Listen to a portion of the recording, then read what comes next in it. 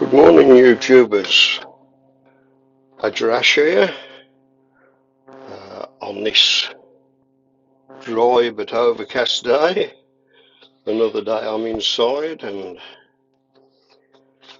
still trying to get out, but I manage the back garden. That's about it. Today I'd like to talk about the house of Bewlay. A couple of you commented that they hadn't heard of Bewlay pipes before, so I thought I'd give you a little bit of the history. I hope it doesn't go on too long. But it started in the 1780s. Yeah, that's quite a few years back. Thomas Bewlay was a Jewish immigrant related to the Elkin family of cigar merchants from the Netherlands and northern Germany. His first shop was the House of Bewlay, which opened in London at 49 Strand. Now notice I say Strand and not the Strand as we know it. It opened in 1780. At the time, it was living in the Jewish community in Whitechapel. The House of Bewlay became one of the biggest chains of tobacconists in the country,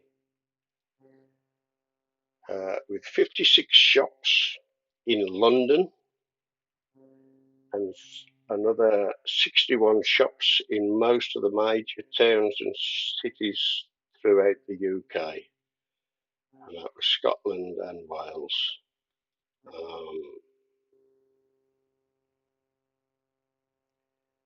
The company was sold to Imperial Tobacco in the 1950s. Again, Imperial Tobacco at this time was buying up virtually everything. And the shop chain itself closed in the 1980s. There may be one shop still surviving under the name. That was in Cars Lane at Hull. I don't know whether it's still there. It's been many, many years since I was up in Hull, so I honestly couldn't say. But Bewlay pipes were made by the top pipe makers at the time. They consisted of Barling, Chatterton, Low & Co, Orlick and Cecchini. They were considered the finest top quality pipes at the time. But the shop also sold its own blends of tobacco, with over 1,445 blend numbers. So that was the blends they'd tried to make as well as what they were selling.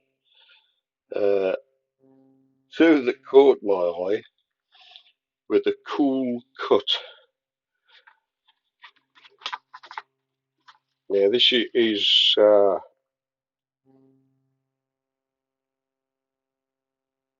the description this was sold under was a unique disc of specially blended Virginia's and Cavendish tobacco.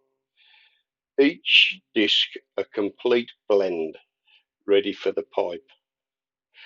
Now, I think we've all seen discs and buttons, and so it must have been a fairly new thing. Well, new thing, I suppose. Most tobaccos were at the time sold in what we consider ropes or something like that, so the disc shouldn't have been too unusual to them. The other one that caught my eye, and I think this is magic, was the long flake. A medium flake with exquisite aromas, cut into 12-inch slices. That's some flake of tobacco, I think. I must admit, I would have loved to have tried them. But it just amazed me of how the shop grew in popularity. The pipes are absolutely superb. I've got a small collection of them. I think most of you have seen them. The Canadian, which is a beautiful pipe, I've showed you all before. This one is the 30. This is one I have recently done up. It still needs a little bit of work done to it. It's the 480, and it was advertised as the 20.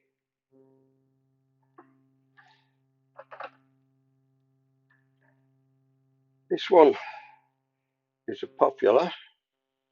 Unfortunately, the mouthpiece has been bitten through, so I've just put that on to so I can still smoke the blasted thing, to be honest. But it is a beautiful smoking pipe, they all are. And this one, I've been trying to find one of these to have a look at for some time. I finally acquired one. It's the Bewlay Lightweight. I don't know whether you can see, it's about the same length as the Canada. But the actual thickness of it, if I'll show you,